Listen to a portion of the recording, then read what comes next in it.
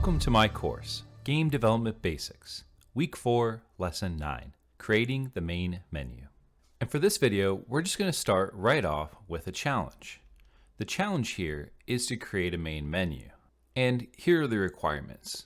We need a Start Game button that allows the player to start in the level. And we need a Quit Game button that allows the player to close the game. Those are the basic requirements that I'm going to create for our main menu. If you'd like to attempt the challenge on your own, you can pause the video now and get started. Otherwise, on the next slide, I'm going to give you a couple hints on how to get started. So if you've never done this before, it might be a little bit counterintuitive, but the main menu will actually be its own level. And to kind of understand this, let's think through how our game works. When the player starts our level, a timer begins to tick down, and the player can navigate around the level. Now, if we were going to try to create a main menu within that same level, we would need to create all kinds of new functions on how to stop the timer while the player is in the menu, on how to make it so that the player can't move around the level while they're in the main menu.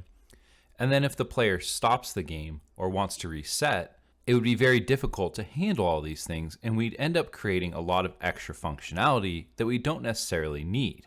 So in most cases, the best choice is to create a new level that's used just for the menu purposes. So the first step will actually create the menu widget itself. And then the next step is we're going to create a new level that we can use for our menu. And the final step will be to create a new game mode that's used only for handling the main menu. Remember, each level needs to have a game mode, and our game mode in our game already has a lot of functionality that we don't need in the main menu. So we'll create a fresh one from scratch that we'll use in this main menu level.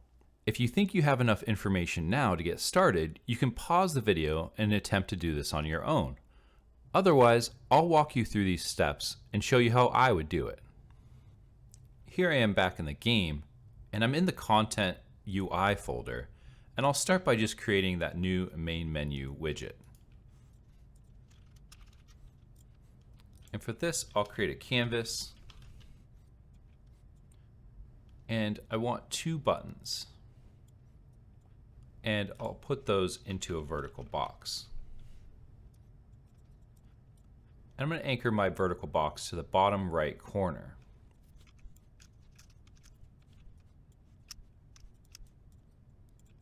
And we'll call the top button Start, and we'll change the text to say Start Game.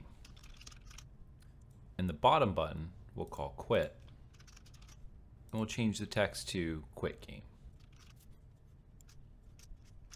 And the last thing I want is just a text to show the name of my game. And I'll anchor this to the bottom left corner. So there's my widget, the name of the game with a Start button and a Quit button. The next thing we'll need to do is create our level. And depending on what you want to do, you can create a new level from scratch. You can have just a blank level that has nothing in it, so you just see the menu. I want to get a little bit more creative with mine, so what I'm actually going to do is take my haunted house map, and I'm going to right click and select Duplicate. I'm going to call this Main Menu. So now let's open up that map. And here we are. Everything looks pretty much identical. The difference is we won't need any of the code that's in our level blueprint. So we can actually just disconnect that. Or if you still wanted to have the ambient sounds playing, you could do that and then disconnect the set night. Because what I'm actually going to do is set it up so that we have a nice looking scene in our main menu. Let's start by creating our new game mode for our main menu. And I called this BP Menu Game Mode. And here, when we're in our main menu level, if we go to World Settings, we can set Game Mode Override to our menu game mode. And one other thing I'm going to do is create another actor, and this will be a pawn, and we're going to call this BP Menu Camera. And in this actor, all I want to add is just a camera. And in my menu game mode, I'm going to set that camera actor as my default pawn. And for our player start, what we can do is we can drag it to a location that would give us a good view of our level. When we press play, we'll see that we're just kind of statically in our game. And here in menu game mode, off of begin play, let's add our main menu widget. And there we can see when we start the game, we just have this static view with our widget. One more thing I want to do is set show mouse cursor. And again, we may have to deselect context sensitive. And we want to set this as true. And then we can do set input to UI only. And this will take an input of a player controller. So we can say get player controller. So get player controller will be the input for set show mouse cursor to true and our set input mode to UI only. And now when we start our game, we're in our main menu and we can click the buttons, although they don't do anything yet. The last thing I want to do in this menu level is set our lighting so it gives us a nice ambience for our main menu.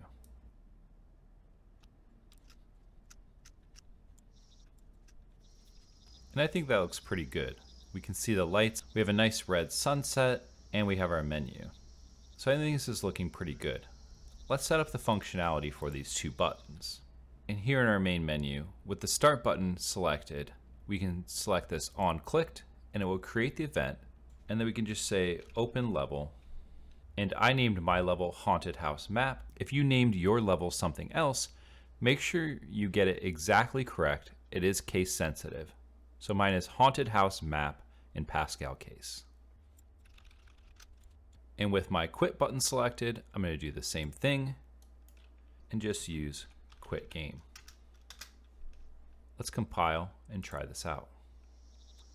When I select start game, it loads into my level and we can see that the timer is started. And when we select quit game, we notice that the game quits. I am noticing one bug though. We set our input to UI only, and when we select start game, we actually have no control over our player. So we'll need to go into BP game mode, and then on begin play, let's set the input mode to game only. And this will need our get player controller input.